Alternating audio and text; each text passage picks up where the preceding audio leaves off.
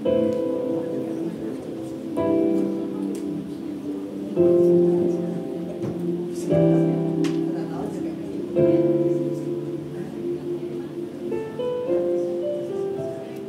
selamat pagi jemaat Tuhan yang terkasih. Puji nama Tuhan jika hari ini kita dikasih kesempatan lagi untuk kita datang, untuk kita beribadah, untuk kita memuliakan nama Tuhan.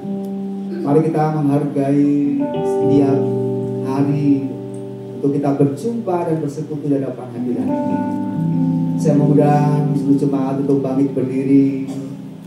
Dan mari kita mengaku bahwa pertolongan kita dalam ibadah pada pagi hari ini datang dari pihak Allah, Khalik langit dan bumi, yang kasih setianya kekal selama-lamanya. Dan di dalam kekekalan kasih-Nya, Dia tidak pernah meninggalkan ciptaan tangan-Nya. Turunlah atas sekalian kasih karunia, anugerah sejahtera dari Allah Bapa dan Tuhan kita Yesus Kristus. Amin. Selamat pagi Tuhan. Kami sungguh mengucap syukur dan berterima kasih kepadamu ya Bapa. Oleh karena kasih setia dan kemurahan-Mu Tuhan, kami masih boleh ada sampai kami hari ini Tuhan. Itu karena kebaikan dan kemurahan yang Tuhan berikan dalam hidup kami. Kami mengucap syukur ya Tuhan. Kalau pada pagi hari ini kami boleh bersama-sama datang ke tempat ini untuk beribadah bersama-sama Tuhan di tempat ini. Tuhan, kami percaya Engkau hadir di tengah-tengah kami Tuhan. Engkau menjamah kami Tuhan. Setiap jemaat yang ada di tempat ini, Tuhan, lawat kami dengan kuasa-Mu ya Tuhan, supaya kami boleh merasakan kehadiran-Mu ada di tengah-tengah kami saat ini. Bapa, kiranya Engkau juga memimpin setiap petugas dan pelayan yang ada Tuhan, baik itu WL, singers, pemain musik, untuk multimedia, untuk soundman, untuk ushers Tuhan. Engkau urapi kami semua dengan kuasa-Mu Tuhan, supaya kami boleh merasakan kehadiran-Mu. Kami boleh memberikan yang terbaik untuk kemuliaan nama-Mu Tuhan. Terima kasih ya Tuhan. Terlebih ya Tuhan, untuk setiap jemaat yang ada Tuhan, kuasai kami dengan kuasa firman-Mu Tuhan. Urapi hamba-Mu yang ada, yang Engkau berikan kepercayaan menyampaikan firman-Mu saat ini Tuhan, supaya Tuhan, kami boleh merasakan kuasa firman-Mu Tuhan hadir di dalam hati kami. Saat kami boleh merasakan kedamaian dalam firman-Mu Tuhan, kami boleh menemukan Engkau di dalam firman-Mu, sehingga firman-Mu itu boleh bertumbuh dalam hidup kami ya Tuhan. Terima kasih ya Tuhan. Berdoa Tuhan untuk ibadah ini dari awal pertengahan hingga akhirnya Tuhan, supaya Engkau Tuhan boleh melawat kami semua. Kuasai tetangga kiri kanan belakang juga ya Tuhan, supaya Engkau juga melawat mereka ketika mereka mendengar puji-pujian, ketika mereka mendengar firman-Mu, supaya ke tetangga kanan kiri depan belakang juga dilawat oleh Tuhan. Terima kasih ya Tuhan. Sungguh Tuhan, pagi ini kami mau bersorak-sorai, memuji dan bersorak bagi kebesaran-Mu. Terima kasih ya Tuhan. Pimpin setiap jemaat yang belum hadir, supaya mereka juga boleh datang ke tempat ini untuk bersama-sama memuji, memuliakan nama Tuhan. Terima kasih ya Bapa. Di dalam nama Tuhan Yesus kami berdoa dan mengucap syukur. Amin. Shalom Bapak Ibu Saudara. Sebelum kita mulai, kita akan sapa sebelah kiri, sebelah kanan. Friend, bersama Yesus kita kokoh berdiri. Bersama Yesus kita kokoh berdiri. Yeay. Bapak Ibu, kita punya Allah yang dahsyat. Amin. Amin. Ketika kita ada rintangan, ketika musuh di depan kita, bersama Yesus kita akan kokoh berdiri.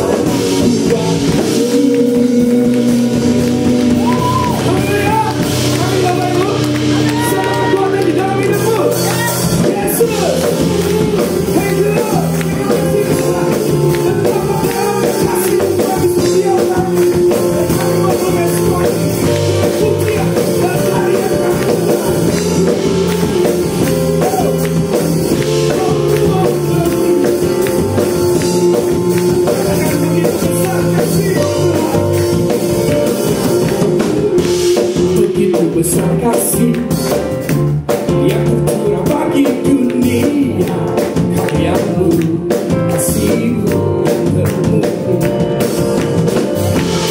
tiada terselami. Besar ajaib perbuatanmu, kau beri hidup lagi. Tiada yang sepertimu, kuasa sabarnya, kau suka. Betapa dalamnya, betapa hebatnya kasih setiamu.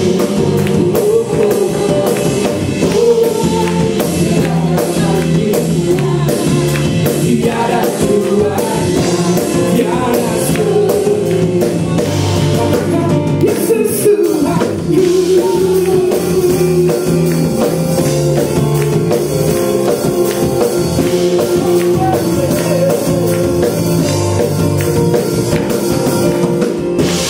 Begitu besar kasih telah tercurah bagi dunia, karyamu, kasihmu yang tiada terselami. Besar dan ajaib perbuatanmu, kau beri hidupku. Tiada yang sepertimu, dan kuasa samanya ku pujikan selalu. Oh, betapa dalamnya, betapa hebatnya kasih setiamu.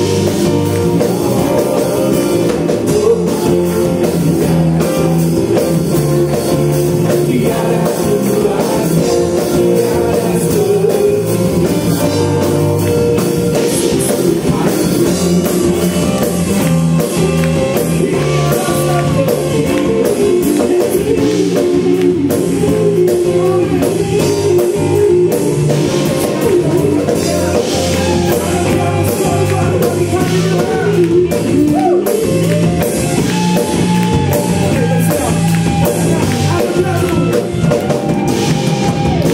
anugerahmu selalu baru, tiada berkesudahan. Anugerahmu, anugerahmu selalu baru, tiada berkesudahan. Oh, betapa dalamnya, betapa kasih setiamu. Oh, oh,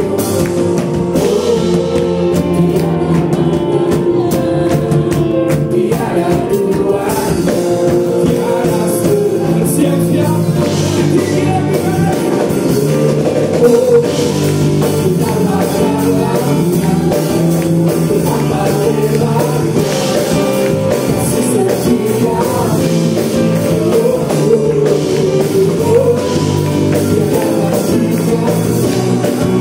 Tiada duanya, tiada serunya.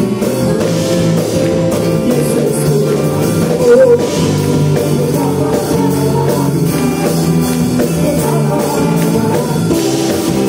kasih setiamu.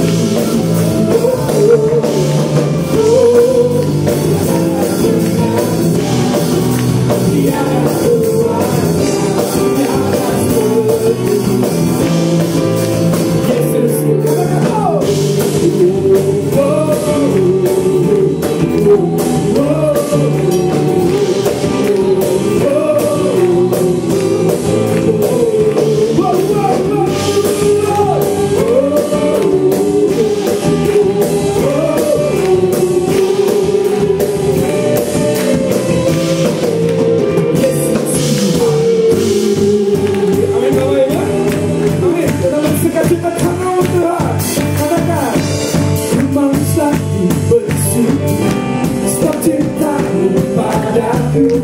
Takkan pernah berubah.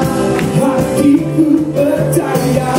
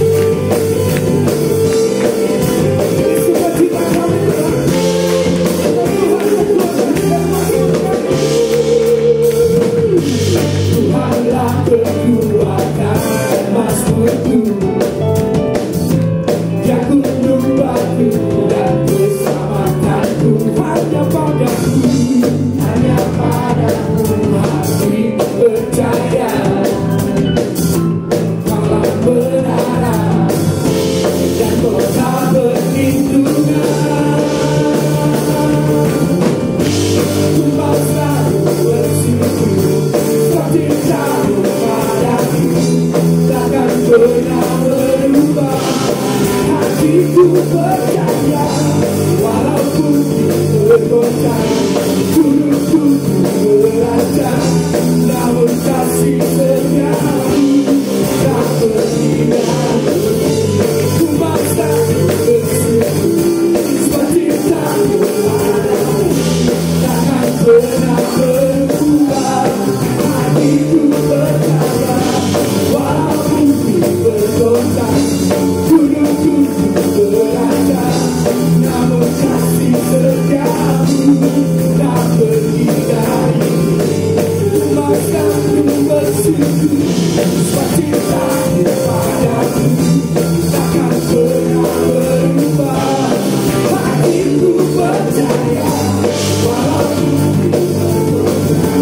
gunung-gunung berancang, namun kasih setiamu tak berhindari. Kasih setiamu tak berhindari. Kasih setiamu tak berhindari.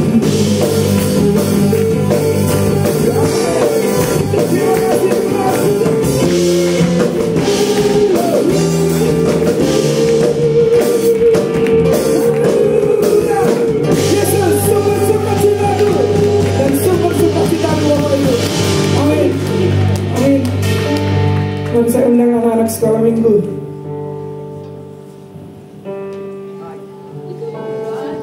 Yuk adik-adik, berpisah dulu dengan papa mama, dengan nenek, dengan opa, kakek. Kita akan masuk di dalam sekolah minggu.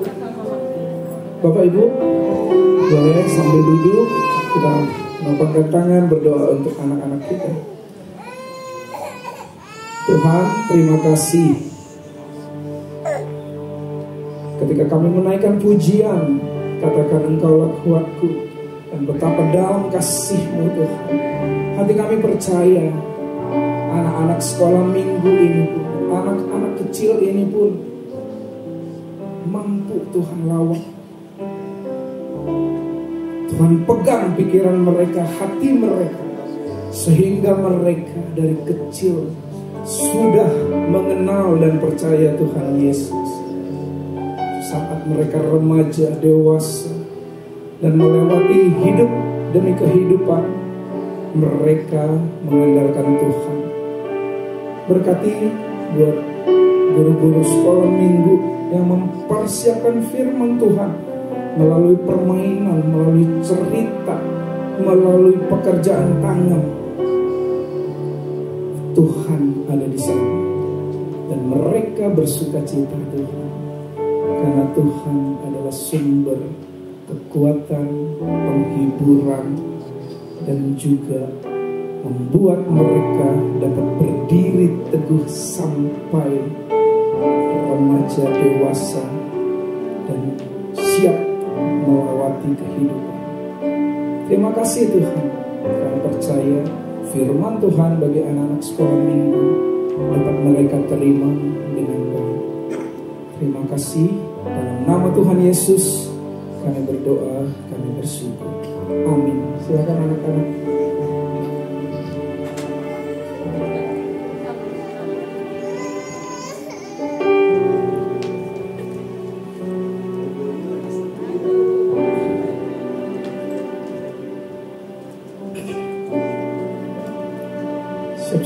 Bapak Ibu, 1 Korintus 16 di dalam firman Tuhan ayat 13 dikatakan, berjaga-jagalah, berdirilah dengan teguh dalam iman, bersikaplah sebagai laki-laki dan tetap kuat. Pagi hari ini firman Tuhan dengan tema berdiri teguh akan mempersiapkan kita, mengingatkan setiap kita. Kalau kita benar-benar percaya, mari taruhlah iman kita, harapan kita hanya kepada Tuhan Yesus Kristus yang memiliki tangan yang kuat, dan Dia mampu berada di setiap kesulitan, kesukaan di dalam kehidupan kita. Apa penderitaan hidup kita? Mungkin tidak ada. Sebagai contoh Bapak Ibu, Saat kami pun mempersiapkan pelayanan, apa penderitaan yang kami alami. Kadang-kadang ada sakit penyakit yang datang Bapak Ibu, batuk, gatal tenggorokan. Itu sangat sulit untuk kami lewati, karena kami harus mempersiapkan yang terbaik, membawa Bapak Ibu untuk siap memuji dan menyembah Tuhan. Tetapi kami harus mempersiapkan diri, menjaga kesehatan, membaca firman Tuhan, memperlihatkan bahwa bukan kita, bukan kami, bukan saya, tapi Tuhan yang menyembuhkan, yang menolong, yang memberikan kesempatan di dalam melayani. Begitu juga di dalam kehidupan Bapak Ibu. Kalau ada kesulitan, andalkan Tuhan. Tetap berdiri teguh. Jangan pernah tinggalkan Tuhan, karena Dia pasti dan selalu memberikan kekuatan. Indahnya kasih Tuhan kalau kita mau benar-benar mempercayakan kehidupan kita kepada-Nya. Bapak Ibu ada hari ini, dan saya sendiri ada hari ini, itu karena kebaikan Tuhan bagi saya. Mari siapkan hati kita di dalam puji-pujian ini. Kita dibawa untuk melihat lagi bagaimana kebaikan Tuhan di dalam kehidupan. Dia yang terbaik, Dia yang selalu menjaga itu dan bahkan membuat kita berdiri.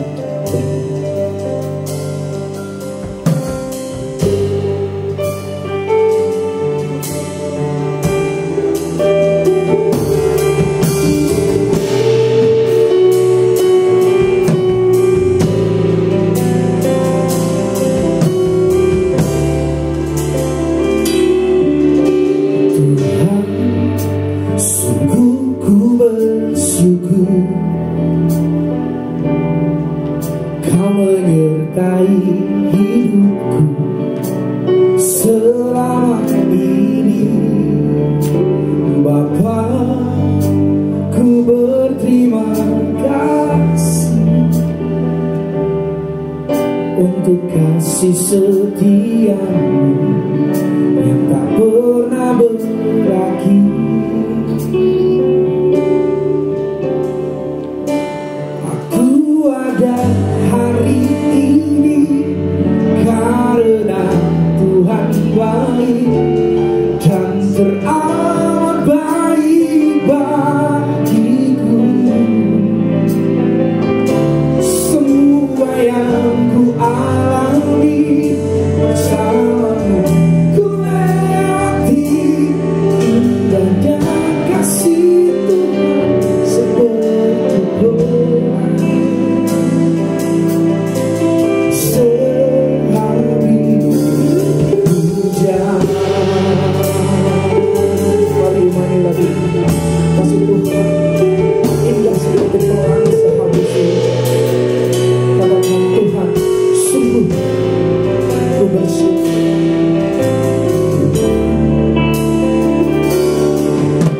Tuhan, sungguh bersyukur. Haleluya, Kau menyertai hidupku selama ini, Bapa.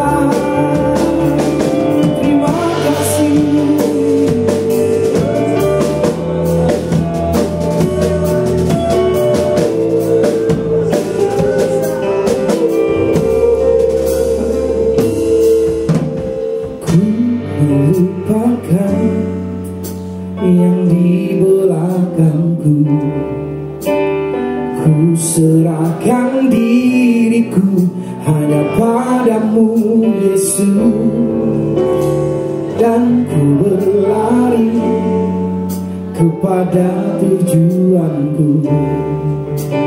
Kau beriku hari yang baru, yang lama telah berlalu.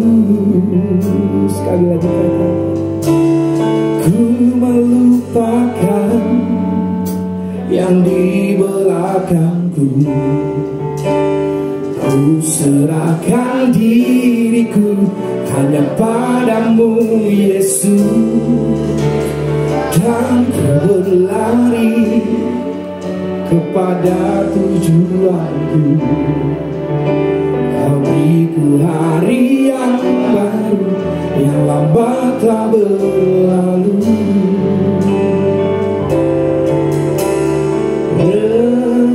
Rencanamu, oh Tuhan, indah bagiku, tak terbatas oleh pikiranku.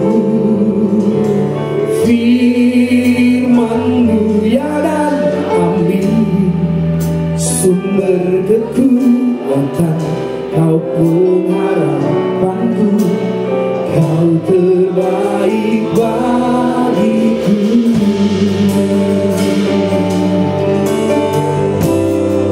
Ini iman kami. Ku melupakan di belakangmu, hanya padamu Yesus, yang ku berlari kepada tujuanku. Kau beriku hari yang baru, yang lama tak berlalu. Rencanamu, oh Tuhan, indah bagiku, tak terbatas oleh pikiranku. Firman-Mu ya dan amin, sumber kekuatan, Kau pengharapanku, Kau terbaik bagiku. Rencanamu, oh Tuhan, indah bagiku, tak terbatas oleh pikiranku. Firman-Mu ya dan amin, sumber kekuatan, Kau pengharapanku, yang terbaik bagiku. Rencanamu, oh Tuhan, indah bagiku, tak terbatas oleh pikiranku. Firman-Mu ya dan amin, sumber kekuatan, Kau pengharapanku, Kau terbaik bagiku. Kau terbaik bagiku. Kau terbaik bagiku.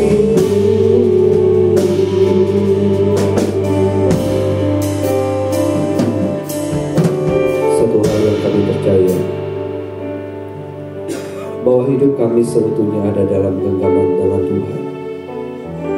Tuhan memimpin, Tuhan menuntun jalan hidup kami bahkan hingga hari ini. Kami datang pagi hari ini Tuhan, hanya dengan satu tujuan, untuk menyenangkan hari Tuhan. Dengan kondisi apapun kami datang, satu yang kami tahu, Allah setia adanya bagi kami. Satu yang kami percaya, bahwa tak pernah kami menjalani hari-hari kami seorang diri. Ada tangan yang kuat yang menopang kami. Ada anugerah kasih karunia Allah yang menopang perjalanan hidup kami hingga hari ini. Dan kami percaya, bahkan di sepanjang nafas hidup kami, kesetiaan Allah tak akan pernah berubah dan tak akan pernah lekang oleh waktu dalam kehidupan kami. Waktunya sekarang Tuhan bicara kepada kami. Biarlah selama kami belajar merenungkan firman, Tuhan berbicara kepada kami. Tuhan menolong kami untuk kami paham, untuk kami mengerti. Roh Kudus bantu kami untuk kami bukan hanya menjadi orang yang mahir dalam hal mendengar, tapi bantu kami untuk kami menjadi orang-orang yang cakap dalam melakukannya dalam jalan cerita hidup kami tiap-tiap hari. Kami menyerahkan waktu-waktu ke depan. Selama kami belajar, Tuhan memberkati kami, dan hanya bagi Tuhan segala pujian, hormat, kemuliaan di dalam nama Tuhan Yesus. Kami berdoa, kami bersyukur. Amin. Ya, silakan dulu Bapak Ibu. Shalom.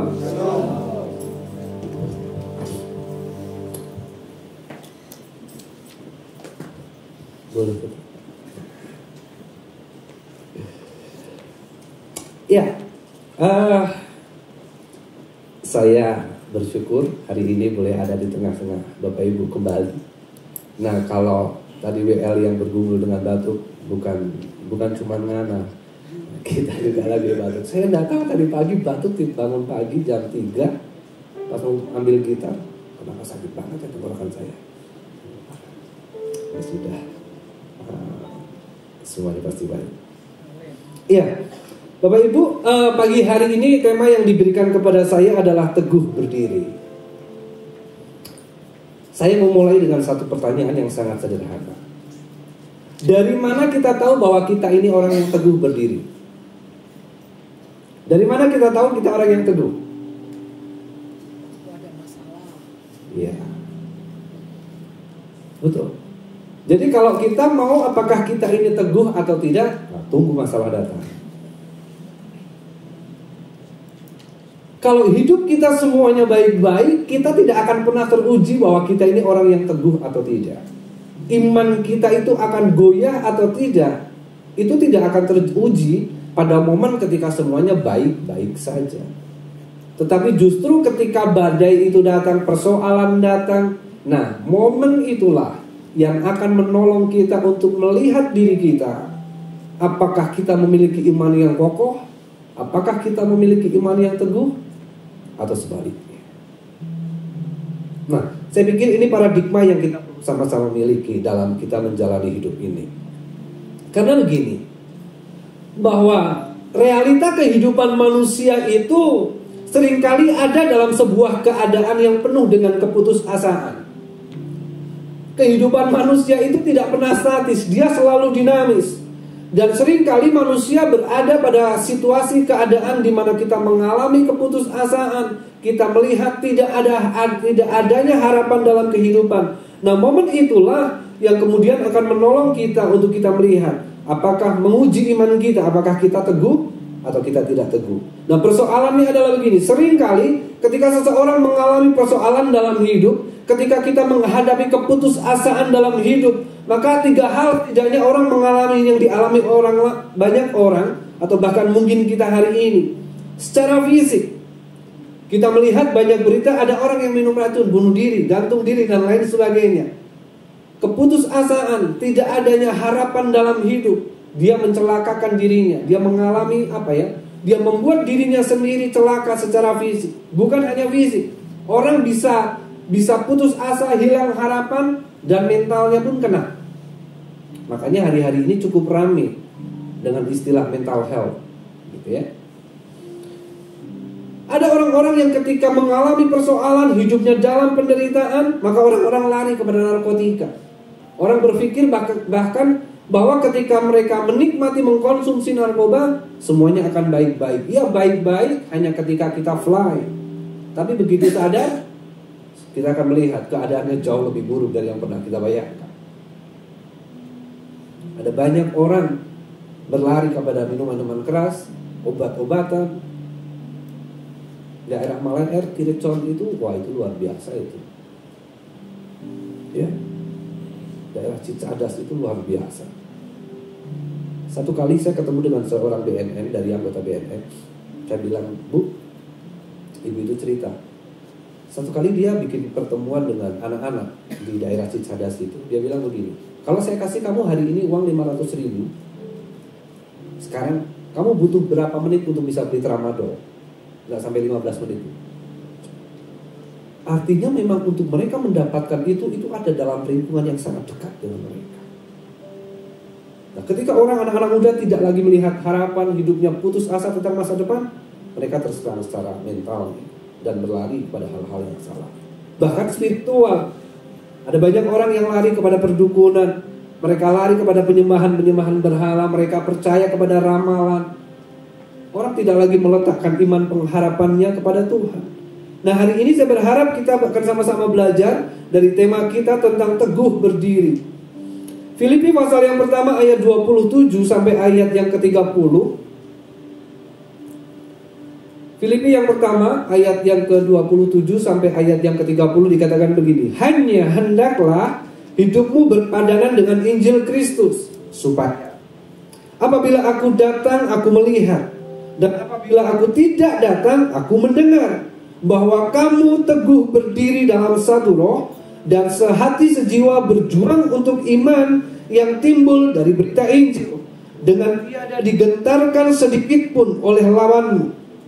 Bagi mereka semuanya itu adalah tanda kebinasaan, tetapi bagi kamu tanda keselamatan, dan itu datangnya dari Allah, sebab kamu dikaruniakan bukan saja untuk percaya kepada Kristus, melainkan juga untuk menderita untuk Dia dalam pergumulan yang sama seperti yang dahulu kamu lihat padaku dan yang sekarang kamu dengar dari aku. Orang yang berdiri teguh, bahasa Yunani bilang steko. Orang yang berdiri teguh itu begini.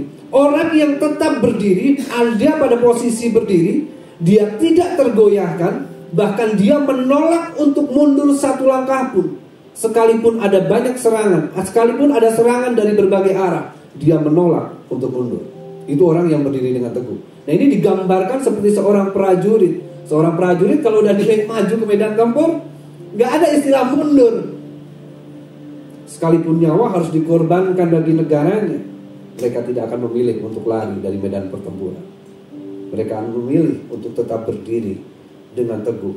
Mereka memilih untuk tetap berdiri dengan kokoh. Nah, ada 3 hal yang saya mau bagikan kepada kita bersama.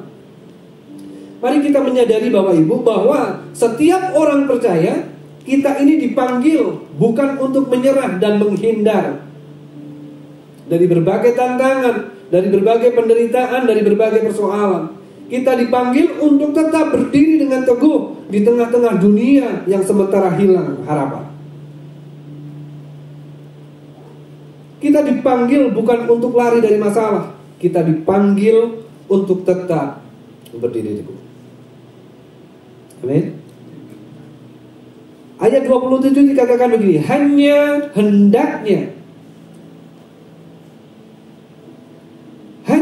hendaklah hidupmu berpadanan dengan Injil Kristus. Nah, mari kita menyadari supaya kita tetap mampu berdiri dengan teguh dalam perjalanan hidup kita.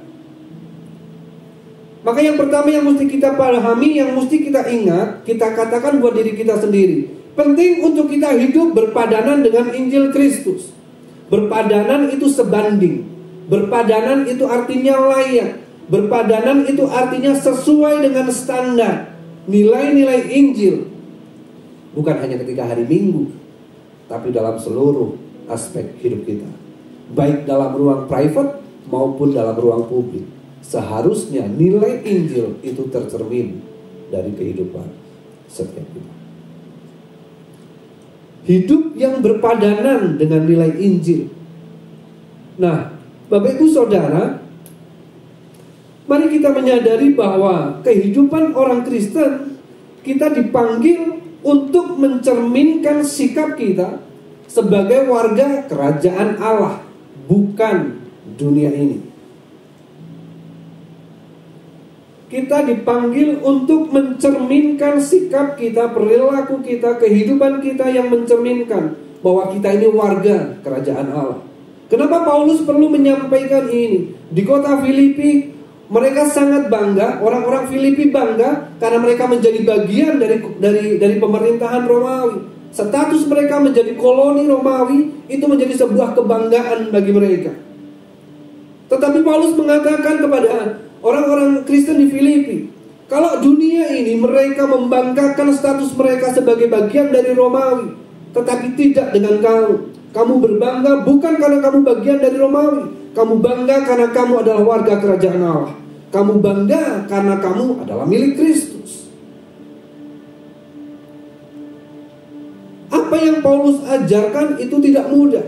Bahkan dia sendiri pun ketika dia menyampaikan pesan ini, dia sendiri sementara ada dalam penjara.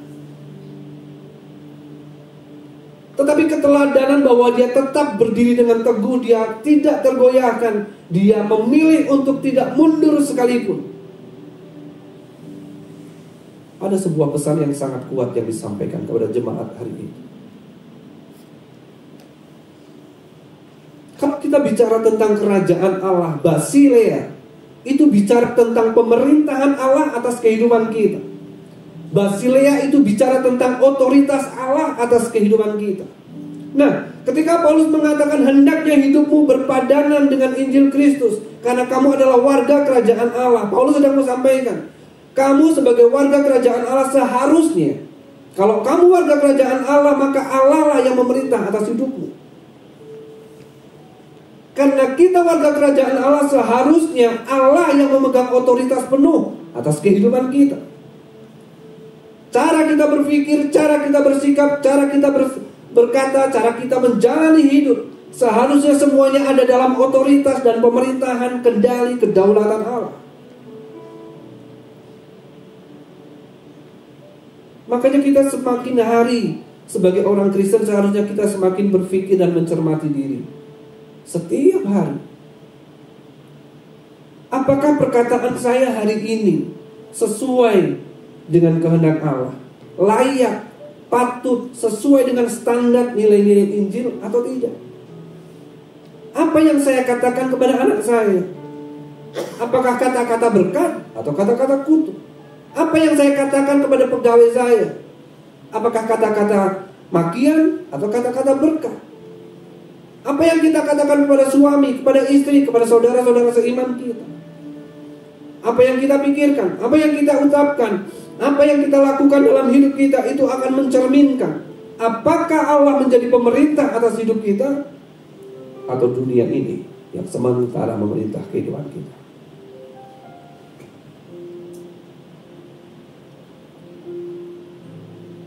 Dunia ini selalu menempatkan kebanggaannya, kehormatannya,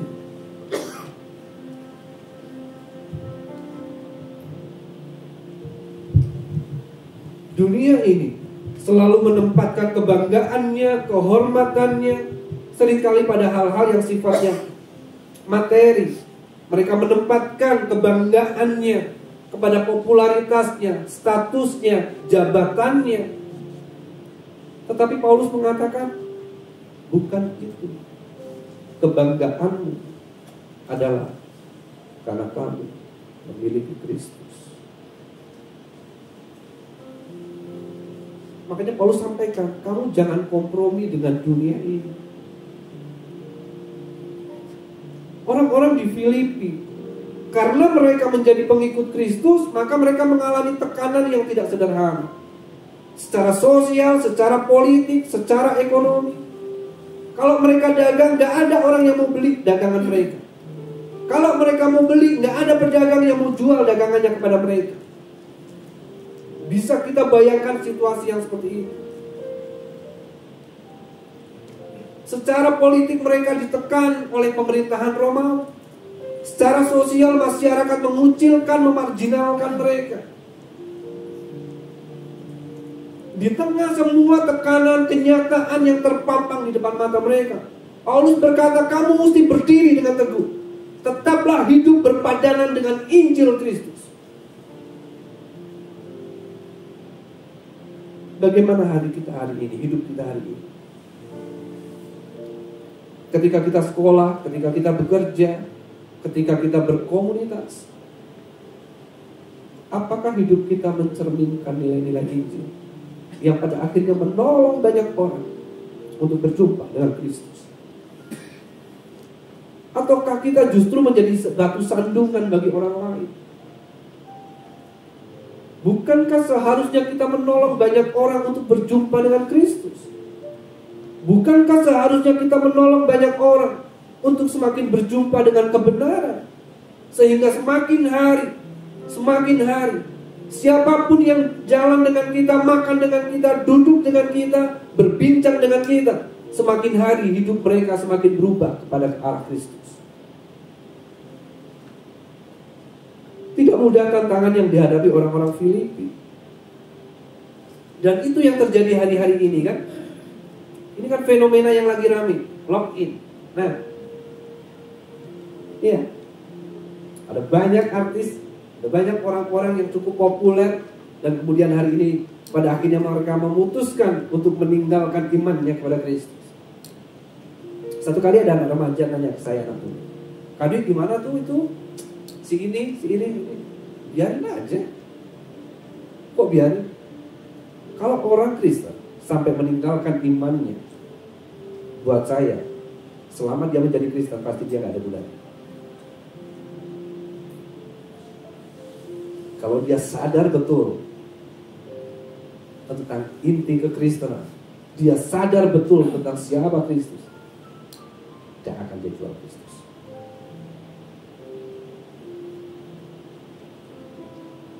Kalau orang mengaku diri pengikut Kristus, tapi pada akhirnya dia menjual Kristus, buat saya selama dia menjadi Kristen, dia tidak pernah benar-benar berjumpa dan mengenal Kristus.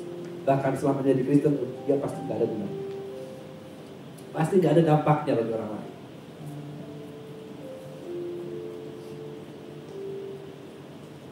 Ini yang Paulus sampaikan. Dan hari-hari ini, contoh misalnya dalam Perjanjian Lama, kisah Daniel. Ketika Daniel ada di Babel, ada satu pelajaran yang menarik. Kenapa kemudian Daniel, Sadrak, Mesak, Abednego, nama mereka diubah? Nama mereka diubah, makanan mereka diubah, cara mereka hidup diubah. Apa yang mau dilakukan Babel? Pemerintahan Babel. Babel ingin mengubah, merampas identitas mereka sebagai anak Allah, umat Allah, dan mengubahnya menjadi pengikut Babel. Tetapi di pasal yang pertama ayat 8 apa yang dilakukan? Daniel menetapkan untuk tidak menajiskan diri. Dunia di mana kita hidup hari ini tak ubahnya seperti Babel, yang berusaha mengubah cara berpikir kita, mengubah arah kehidupan kita, mengubah identitas kita, mengubah tujuan hidup kita, berpaling daripada Kristus, dan kita mengejar semua kesementaraan, kesia-siaan dalam hidup kita. Tidak berarti kita berhenti bekerja, tidak berarti kita berhenti berkarya dalam hidup, tetapi kita paham bahwa itu bukan tujuan utama. Dunia ini bukanlah prioritas kita. Kalau Yesus yang jadi prioritas, maka gak ada yang lain yang seharusnya ada pada posisi sebelah. Dunia berusaha untuk membawa kita untuk hidup sesuai dengan standar nilai cara dunia. Apakah kita juga melakukan korupsi? Apakah kita juga melakukan suap? Satu kali saya lagi naik motor, saya itu hampir tidak pernah lewat Jalan Ria. Jadi habis nganterin istri saya ke BPK Banda, saya muter balik. Nah, di belokan itu saya nggak tahu kalau belokan itu ternyata harus berhenti juga kalau lampu merah. Jadi saya belok aja, tidak stop lah sama Pak Polisi. Mau kemana Pak? Mau pulang. Dari mana? Dari ngantar istri. Saya lempeng-lempeng aja jawab. Bapak tahu nggak salahnya apa? Nggak tahu. Bapak tahu nggak itu nggak boleh langsung belok? Nggak tahu Pak. Saya lempeng aja. Tilang. Oh iya. Saya bilang ya sudah, tilang aja. Kalau memang salah ya sudah ditilang. Dan mulailah dia menawarkan, dan nego aja. Daripada Bapak ke pengadilan repot-repot, udah di sidang di sini aja, titip lewat saya. Bilang, enggak, saya salah. hilang aja. Kalau Bapak ngomong berapa? 150 aja. Enggak lah, saya salah, hilang aja. Ini ikut dia. Udah 100, saya salah, Bapak hilang aja nggak apa-apa. Memang saya salah. Sampai 50, udah rokok sebungkus, hilang aja. Saya kan memang salah, hilang aja. Dan akhirnya dia bilang, dia lihat SIM saya, dan kemudian nggak sengaja itu kartu kependetaan saya itu jatuh, Pak. Kok ketarik juga, kartu tarik SIM, dia diambil. Bapak pendeta katanya. Saya tahu namanya nama Katolik. Saya senyum aja. Jadi Bapak Ibu mau pergi aja.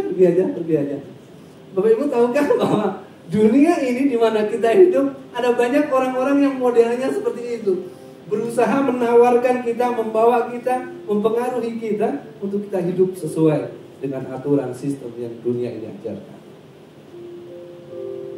Tapi maukah kita untuk tetap hidup berpadanan dengan Injil? Hidup tetap sesuai dengan Quran. Itu yang Paulus ajarkan, yang Paulus ingin sampaikan kepada jemaat. Kita perlu belajar bahwa dunia ini bukanlah kebanggaan kita. Kebanggaan kita adalah Kristus yang mati disalib hanya karena kasih-Nya kepada kita. Kristus yang tidak mengenal dosa dibuatnya menjadi dosa. Kesanalah dan kepadanya seharusnya kita meletakkan kebanggaan dan kehormatan. Pasal 27 pasal pertama ayat 27-28 dikatakan begini, supaya apabila aku datang aku melihat, dan apabila aku tidak datang aku mendengar, bahwa kamu teguh berdiri dalam satu roh dan sehati sejiwa, berjuang untuk iman yang timbul dari berita Injil dengan tiada digentarkan sedikit pun oleh lawan. Bapak Ibu, kalau kita ingin menjadi orang-orang yang tetap teguh dalam perjalanan hidup keberimanan kita atau realita hidup kita hari ini, berjuanglah bersama dalam satu iman. Ini bicara tentang komunitas. Berjuang itu artinya begini, satu jiwa, satu hasrat, satu kehendak. Atau dalam budaya Yunani hari itu digambarkan begini, orang yang berjuang itu adalah orang yang bertanding bersama dalam satu arena. Dan Paulus menggambarkan itu seperti arena gladiator.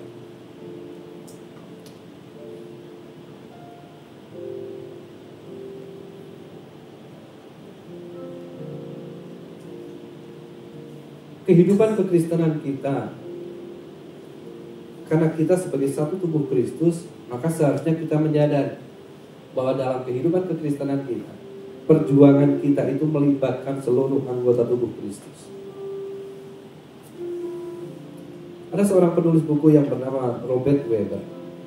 Dia mengatakan begini, gereja modern hari ini sedang mengalami krisis spiritualitas relasional. Kita bisa ada dalam satu ruang ibadah yang sama, kita beribadah bersama, kita memuji Tuhan bersama, kita dengerin khotbah bersama-sama, bahkan kita melayani bersama, duduk bersebelahan, tetapi bahkan tidak ada ibadah. Dia mengatakan itu persoalan gereja dewasa ini, gereja modern. Kehilangan kedalaman relasi sesama anggota tubuh Kristus. Nah, mungkin ada baiknya Bapak Ibu coba lihat orang ketujuh di sebelah kanan Bapak Ibu atau orang tujuh sebelah kiri Bapak Ibu. Kenal nggak? Kenal itu bukan tahu ya. Kenal itu karena punya hubungan. Kenal itu karena punya ikatan. Saya berharap bahwa semakin hari kita semakin menyadari bahwa sebagai satu tubuh Kristus seharusnya perjuangan kita itu bukan perjuangan pribadi.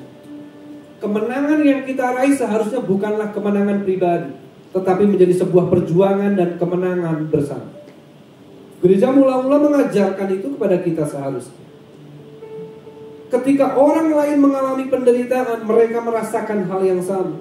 Apakah mereka hanya merasakan? Tidak. Mereka berjuang, mereka berusaha mereka melakukan apa yang bisa mereka lakukan untuk menolong saudaranya. Nah, ini yang kita perlu hidupi dalam kehidupan gereja hari ini. Karena gereja bukan hanya menjadi tempat yang sehat, gitu ya. Gereja yang sehat itu bukan hanya menjadi tempat kita ini melakukan ibadah bersama-sama. Tetapi gereja yang sehat itu menjadi medan latihan dan pertempuran rohani kita bersama.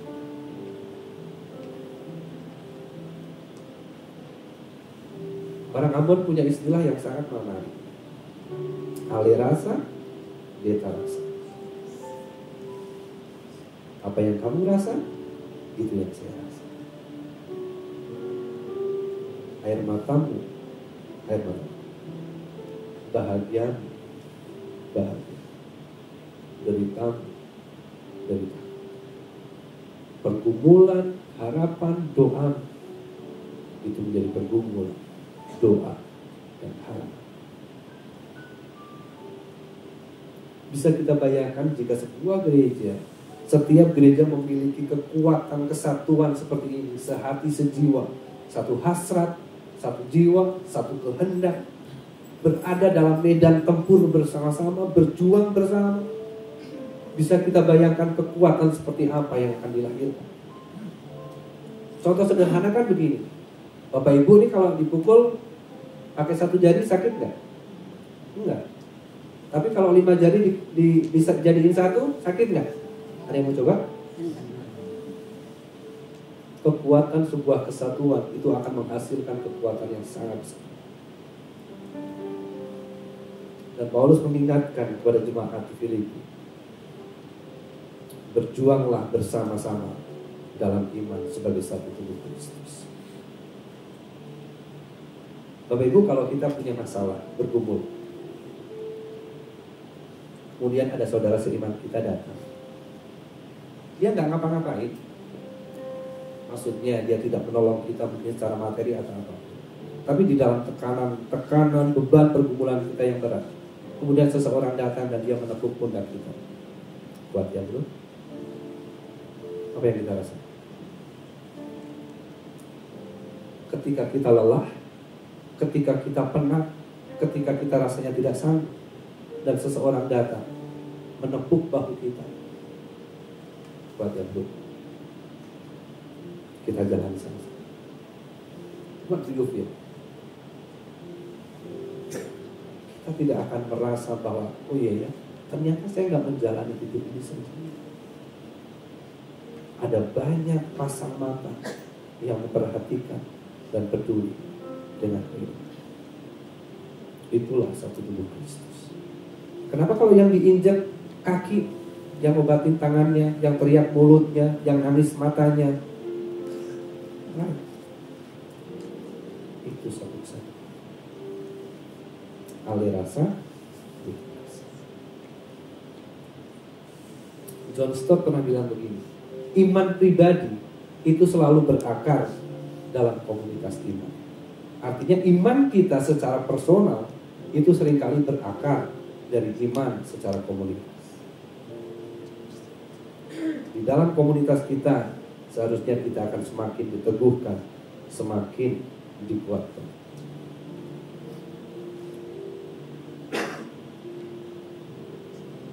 Bapak Ibu Saudara,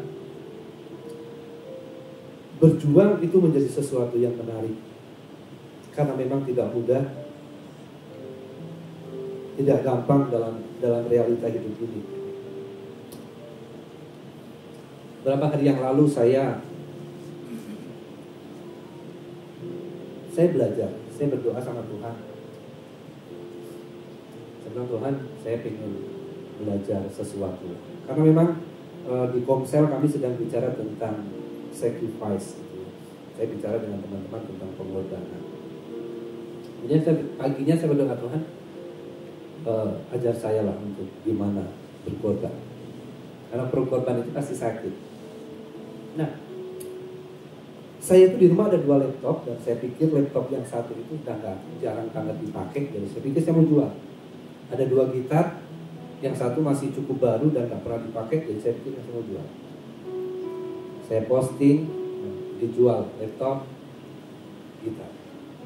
Ya, kemudian ada yang WA, ada beberapa yang WA nawar-nawar gitu. Dan kemudian satu hari saya datang ke perpustakaan dan kemudian ada satu teman kuliah saya datang, dia nanya, Pak, dia bilang kalau beli laptop di mana ya? Kenapa laptop? Laptop saya rusak. Jadi semua data mata kuliah, tugas apa semua hilang. Kamu punya budget berapa? Justru itu nggak ada apa. Bapak punya kenalan nggak cuma apa-apa. Saya itu langsung mikir ya, di dunia kan hanya yang berkorban. Gitu. Saya bilang, kamu ikut saya dulu.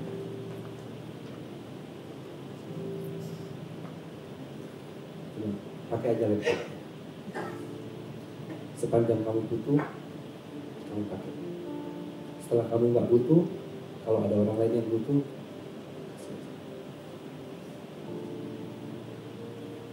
dan kemudian ada satu WA masuk gitar.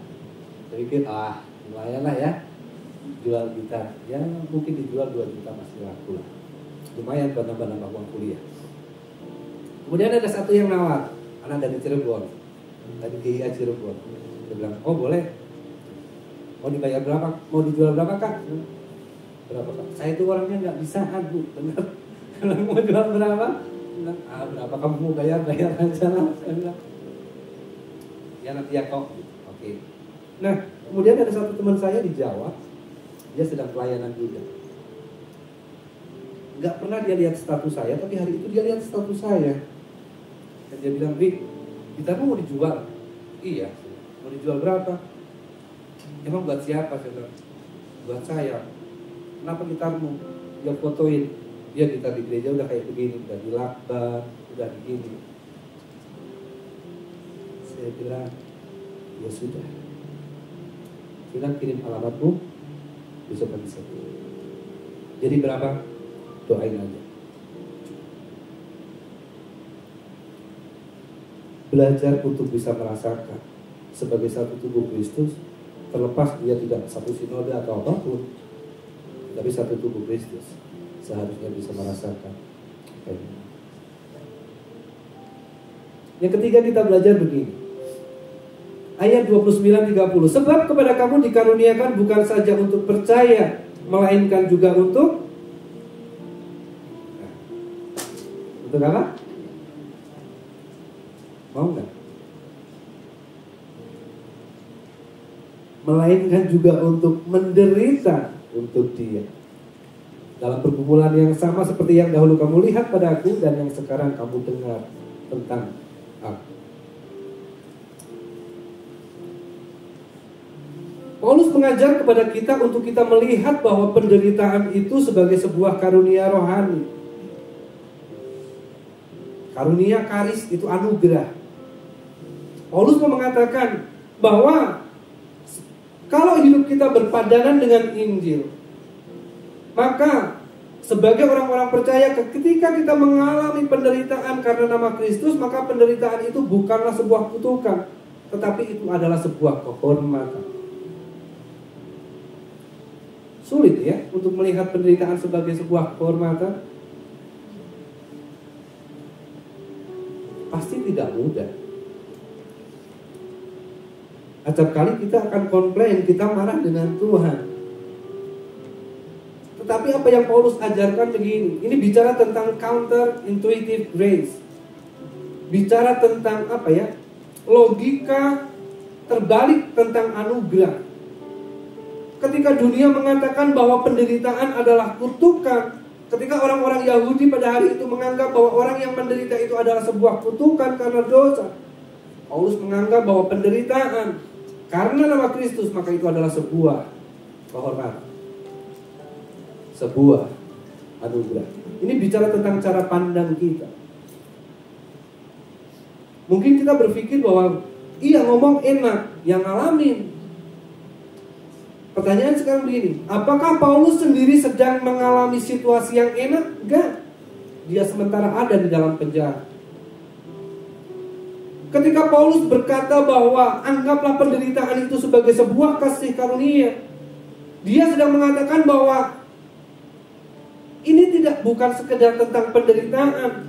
Dia tidak hanya sedang mengajarkan tentang penderitaan, tetapi dia hidup di dalam penderitaan itu sendiri.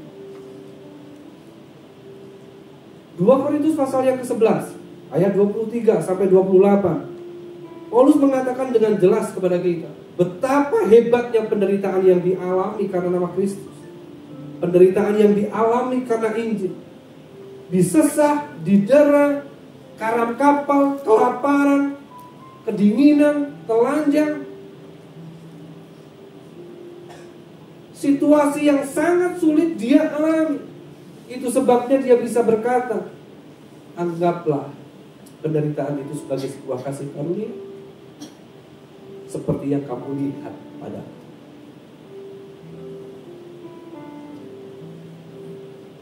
Paulus tidak meminta agar hidupnya, Paulus tidak meminta supaya Kristus itu memudahkan hidupnya. Paulus meminta supaya hidupnya memuliakan Kristus. Apa yang kita doakan hari-hari ini? Apa yang seringkali menjadi doa kita? Apakah agar hidup kita memuliakan Kristus? Ataukah kita berdoa agar Kristus memudahkan hidup kita? Mari kita semakin belajar bahwa dalam perjalanan hidup kita hari ini memang tidak mudah. Kenapa Paulus kemudian bisa berkata di ayat 21? Karena bagiku hidup adalah Kristus, mati adalah keuntungan. Dia sadar. Dan dia tadi mengatakan lupakan masa lalu. Paulus sadar seperti apa masa lalu. Dia penganiaya jemaat, dia pembunuh. Tetapi kemudian Kristus menangkap dia dan dia berubah secara total dalam kehidupan. Dia melihat bahwa tujuan hidup setiap orang percaya itu adalah memuliakan Kristus. Bahkan Paulus berkata begini, dalam sebuah tafsiran dikatakan begini, jeritan hati manusia yang terdalam itu adalah berjumpa dengan Kristus. Itu sebabnya Paulus berani bisa berkata, bagiku hidup adalah Kristus, mati itu keuntungan. Kenapa? Karena dia akan berjumpa dengan Allah, pemilik kehidupan. Nah, kalau hari-hari ini kita mungkin sementara ada dalam pergumulan, kita mungkin merasa tidak cukup kuat menjalani hidup ini, kita mungkin sementara struggle, kita sedang merasa lelah dengan hidup ini, saya mau sampaikan begini, tetaplah berdiri dengan teguh, tetaplah berdiri dengan kokoh, jangan biarkan goyah. Karena kita percaya begini, bahwa Allah itu mampu, karena kuasa Allah itu tidak terbatas. Dan Allah itu mau, karena kasih-Nya itu tidak terbatas. Karena Allah berkuasa dan kuasa-Nya tidak terbatas. Karena Allah Maha Kasih dan kasih-Nya tidak terbatas. Itu menjadi alasan bagi kita untuk memutuskan kita akan tetap berdiri dengan kokoh dan tidak mundur sedikit pun. Sekalipun mungkin hari ini kita sedang ada dalam penderitaan. Penderitaan akan menolong kita untuk kita semakin melihat dan mengenal tentang kuasa dan kasih. Ini sudah, saya selesai. Mari sejenak kita meneduhkan hati kita di hadapan Tuhan.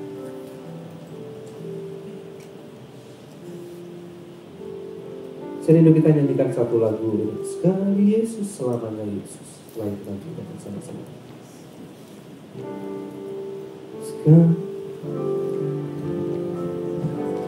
Sekali Yesus, selamanya Yesus, harapanku tak akan hilang, karena kasih-Nya sekarang ku ada. Oh Yesus, ku cinta Kau selamanya. Dari Yesus selamanya, Yesus harapanku tak akan hilang. Karena kasih-Nya sekarang ku ada. Oh Yesus, ku cinta Kau selamanya.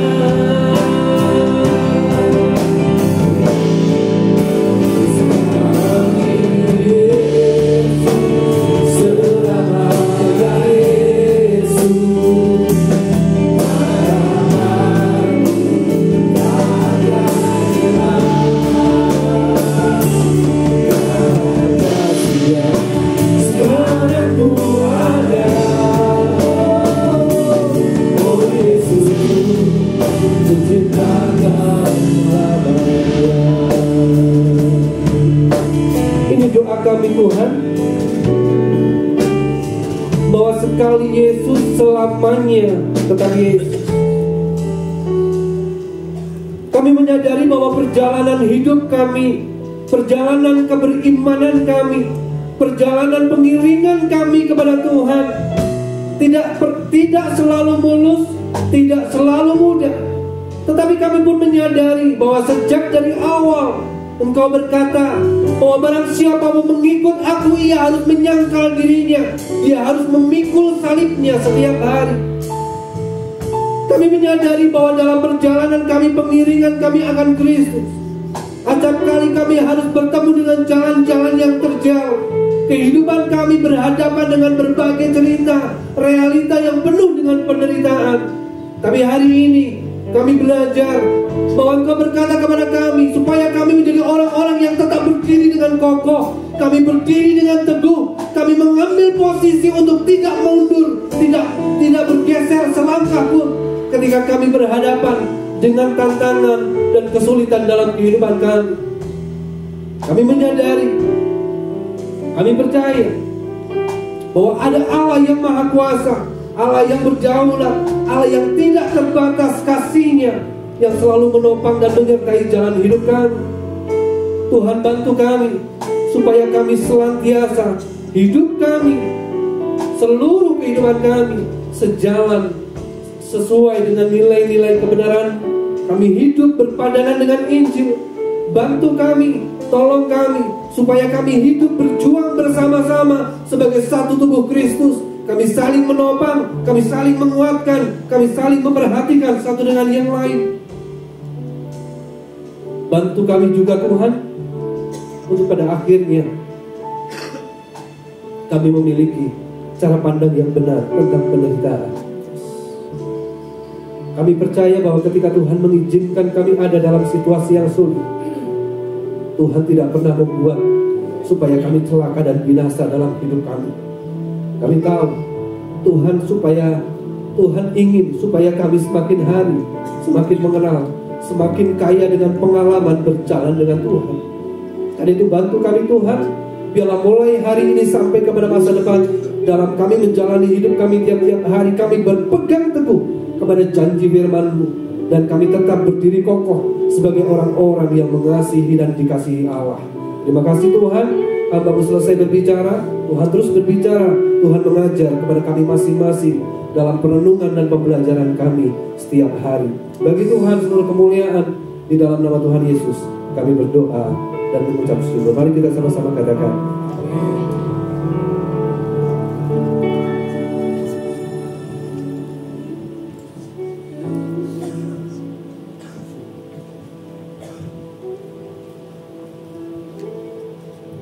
Bapak Ibu jemaat diberkati Tuhan. Salah satu kalimat yang saya perhatikan, saya renungkan ketika membaca tema Teguh Berdiri. Kalimatnya begini tadi, kalau Bapak Ibu menulis atau memfoto atau memperhatikan. Gereja yang sehat bukan hanya menjadi tempat ibadah, tetapi medan latihan dan pertempuran rohani bersama. Bukan kita diajak untuk bertempur, bukan kita diajak untuk berantem satu sama lain. Yang satu punya ide, ayo kita maju, enggak, yang lainnya, ayo kita bantu ini, enggak, masih banyak tugas yang lain. Perang sendiri itu akhirnya. Gereja yang sehat bukan hanya berfungsi sebagai tempat ibadah. Gereja itu menjadi tempat ibadah, betul. Tapi gereja yang sehat bukan hanya menjadi tempat ibadah, tetapi gereja di mana setiap kita aktif bersekutu, aktif melayani, aktif dalam mendukung pekerjaan Tuhan. Gereja menjadi tempat latihan, menjadi medan latihan pertempuran bagi kita semuanya, agar setiap kita kelihatan tuh karakternya, sifatnya, kelebihannya, ngambeknya, keselnya, dan lain-lainnya. Bertempur bersama-sama dengan tujuan apa? Supaya kita dibentuk, digembleng, sehingga tujuan kita teguh berdiri, dan pada akhirnya setiap kita menjadi anggota-anggota gereja yang diberkati dan diperkenan Tuhan. Ada banyak pelajaran yang kita dapatkan pagi hari ini, tapi satu hal yang membuat kita menjadi anak-anak Tuhan yang setia, salah satunya teguh berdiri. Ya, berdiri di kaki sendiri, gak usah manja-manja. Kalau si A nggak pergi ke gereja, nggak ikut lah. Kalau si A nggak ngasih tumpangan, udahlah nggak pergi lah. Nggak ada. Kita harus mandiri, harus berdiri bersama-sama, saling menopang, saling mendukung. Tuhan Yesus memberkati. Terima kasih Pendeta Dwi yang sudah menyampaikan firman Tuhan pada pagi hari ini, dalam pelayanan, dalam keluarga, dalam segala hal. Setiap omongan kita tuh diuji Tuhan. Tadi kesaksiannya begitu.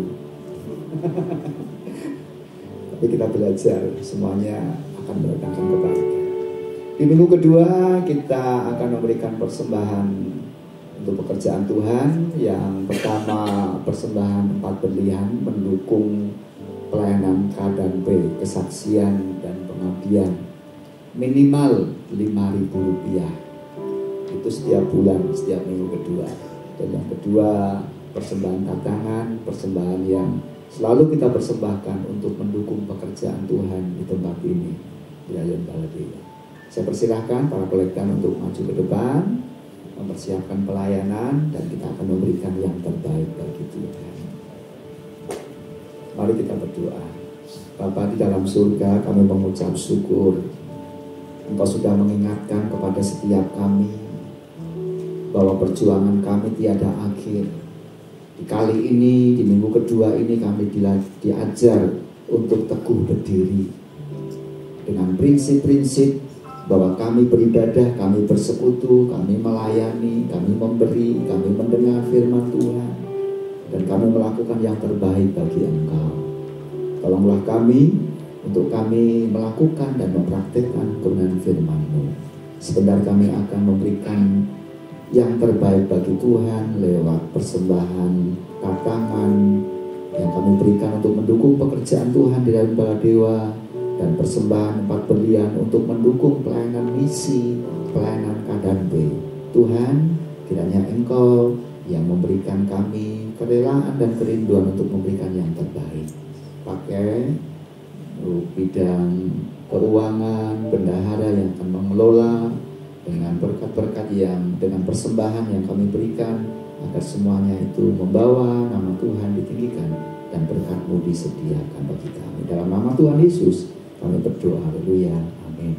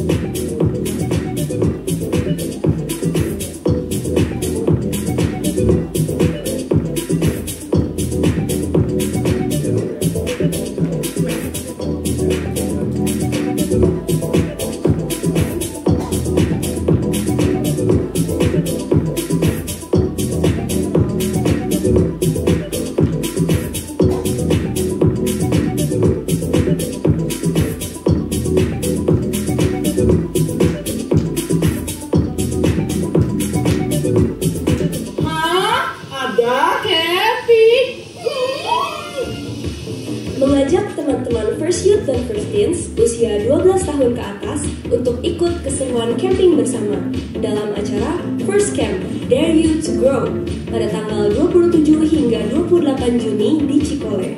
Biaya pendaftaran untuk 70 orang pertama seharga Rp130.000.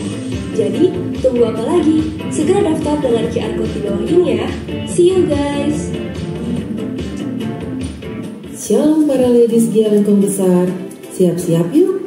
Ladies Ministry mengajak kamu untuk ikut dalam acara spesial Back to Nature with Ladies Ministry.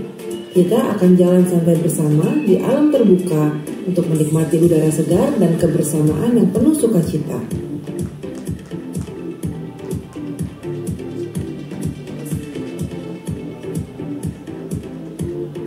Acara ini diadakan pada hari Sabtu 17 Mei 2025. Peserta diharapkan untuk kumpul pukul 6.30 pagi di gerbang Letjen Masyudi Taman Hutan Raya Insinyur Haji Juanda. Untuk biaya pendaftaran sebesar Rp25.000. Sudah termasuk tiket masuk dan juga minuman segar. Untuk dress code, ladies dapat memakai kaos biara. Kalau belum punya, boleh pakai kaos putih atau biru ya. Yuk daftarkan dirimu sekarang ke Febe di nomor 0813 2285 1908. Dan untuk biaya pendaftaran dapat ditransfer ke rekening BCA yang tertera di sini. Siapkan langkahmu, siapkan senyummu, dan bawa hatimu yang penuh sukacita. Sampai jumpa di Tahura. Tuhan Yesus memberkati.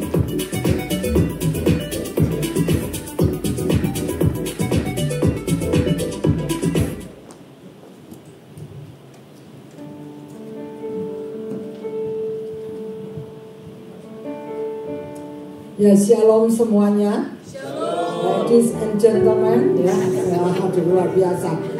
Ladies, gentlemen, and boys band, ya, kita punya semua.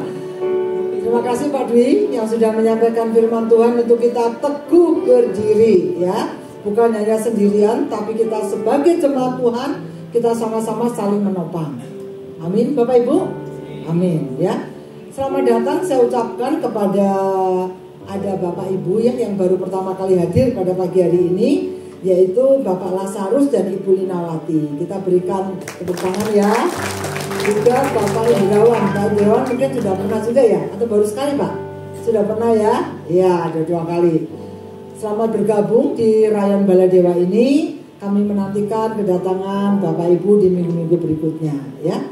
Tambahan pengumuman dari saya adalah mengenai tadi ya, camping khusus untuk remaja. Saya berharap para remaja di tempat ini, remaja loh ya, untuk ikut ya. Jadi yang remako ini nggak boleh ikut ya, hanya remaja. Dan tolong daftar segera karena kuotanya itu terbatas ya. Nah tadi mungkin ini boys band kita ini pikir, Tante emak dengan bang saya makum Rp130.000 mahal banget gitu ya. Yang penting daftar dulu, nanti yang bayarin siapa aja belakangan ya. Yang penting daftar dulu supaya kalian diterima di dalam acara nanti. Karena Lengkong itu sudah yang daftar itu cukup banyak ya. Jadi sebetulnya mereka itu, kalau saya boleh jujur, sebetulnya sudah tidak mengharapkan rayon ya, tapi karena sudah diumumkan maka ya mereka mengundang rayon. Itu sebabnya saya mohon rayon di tempat ini memanfaatkan hal itu dengan baik, karena acaranya itu sangat menarik ya, tempatnya juga sangat unik gitu ya. Nah saya harap kalian ikut untuk acara kebersamaan ini. Tolong daftar kepada Bu Nasira ya, termasuk yang ladies. Nah ini saya juga perlu bergarisbawahi, itu acaranya ladies ya, jadi betul-betul yang ikut itu ladies ya. Nah namanya juga ladies, jadi yang umurnya di bawah 50 tahun gitu ya. Tentu teman-teman di sini ya, saya udah 65 tahun kayak saya, jadi nggak usah ikut, karena daripada nanti di sana ya kita nggak kuat merepotkan panitia. Mending nanti aja kalau Baladewa mengadakan jalan santai, nah itu kita semua boleh ikut ya. Nah khusus ladies itu yang usianya 40 tahun ke bawah, karena akan ada trek di sana untuk naik hiking gitu ya. Jadi kita yang sudah bermasalah dengan lutut nggak usah ikutan gitu ya, kita nanti jalan santai saja ibu-ibu. Nah itu pengumuman untuk ladies. Tapi untuk remaja saya berharap manfaatkan kesempatan ini dengan baik dan daftar kepada Ibu Nasira. Yang ladies kalau misalnya memang mau ikut yang seusia lingling itu masih boleh tuh yang kuat ya, daftar juga kepada Ibu Nasira. Nah kalau yang ladies itu karena nggak terlalu mahal ya, jadi kita nggak subsidi. Tapi untuk yang remaja kita akan subsidi. Jadi tolong manfaatkan untuk para boys yang handsome ini untuk ikutan ya. Itu saja pengumuman dari saya. Juga tambahan angklung, karena Pak Kurnia masih mudik ke Medan, besok tidak ada latihan angklung. Hore gitu ya. Karena besok ada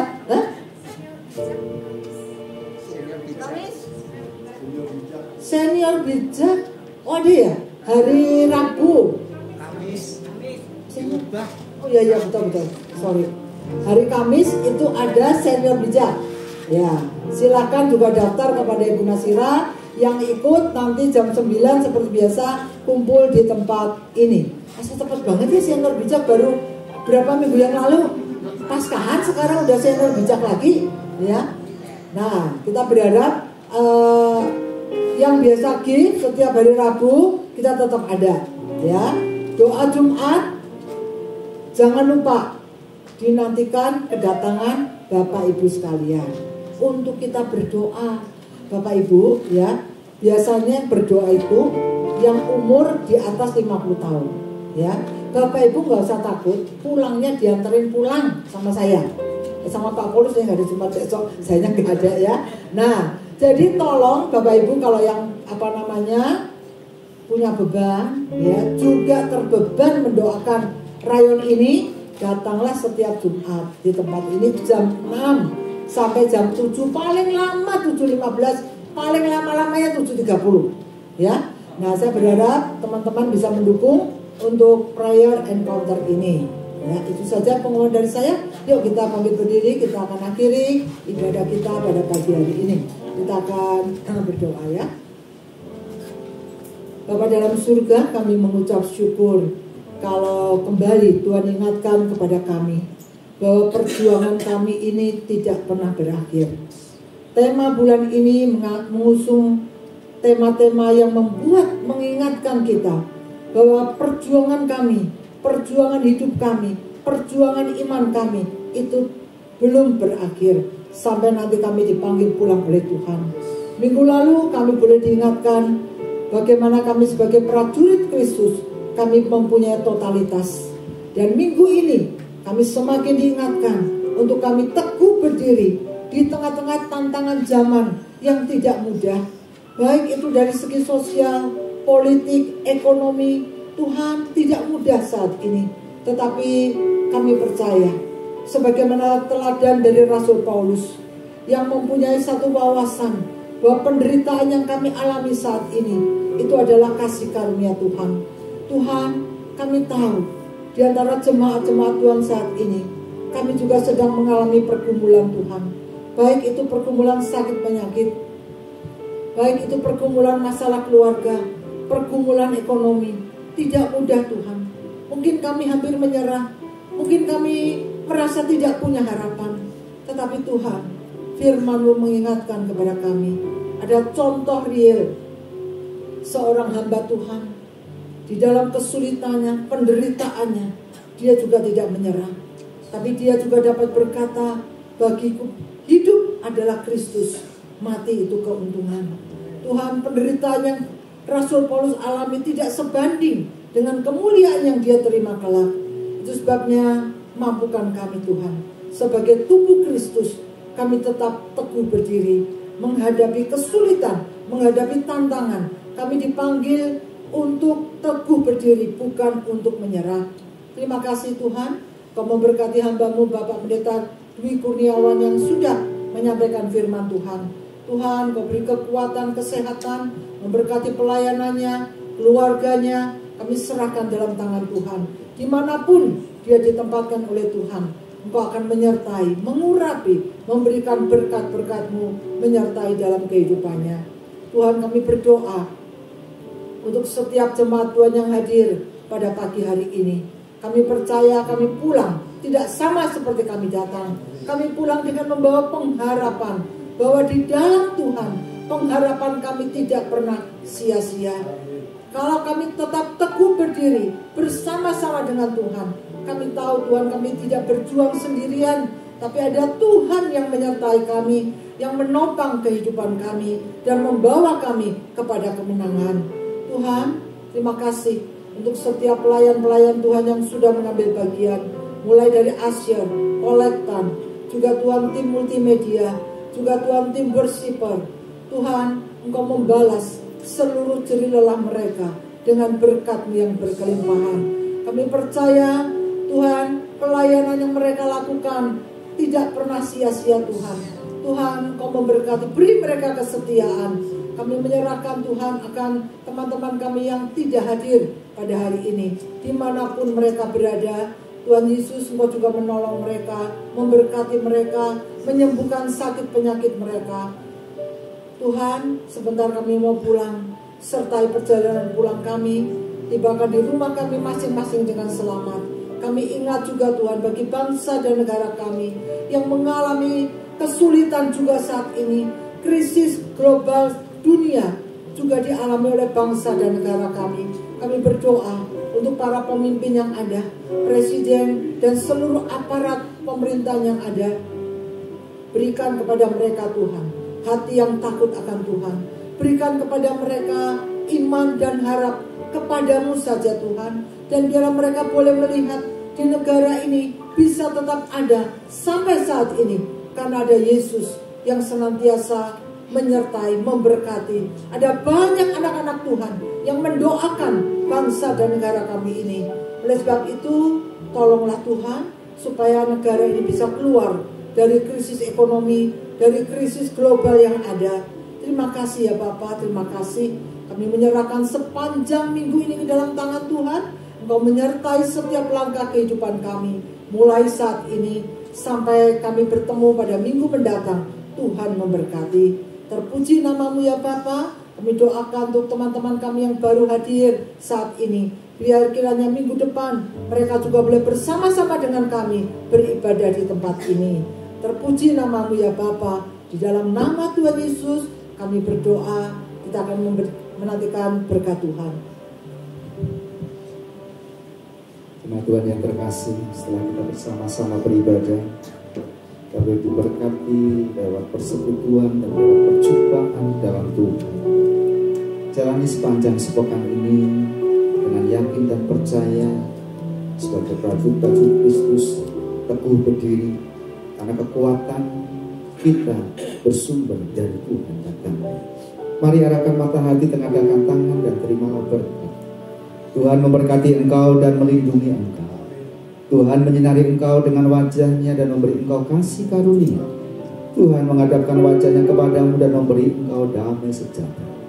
Kiranya kasih dari Allah Bapa, anugerah sejahtera dari Tuhan Yesus Kristus, serta persekutuan di dalam Roh Kudus yang akan memberikan kita kekuatan, pertolongan, anugerah, kemurahan, damai sejahtera mulai siang hari ini sampai Maranatha Tuhan Yesus datang yang kedua kali. Setiap kita yang percaya berkata,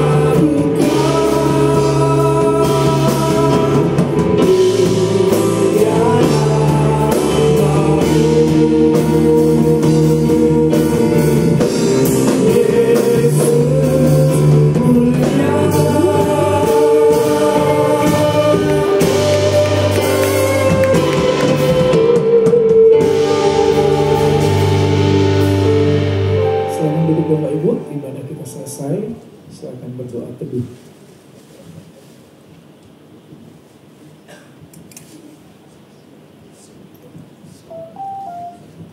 Amin.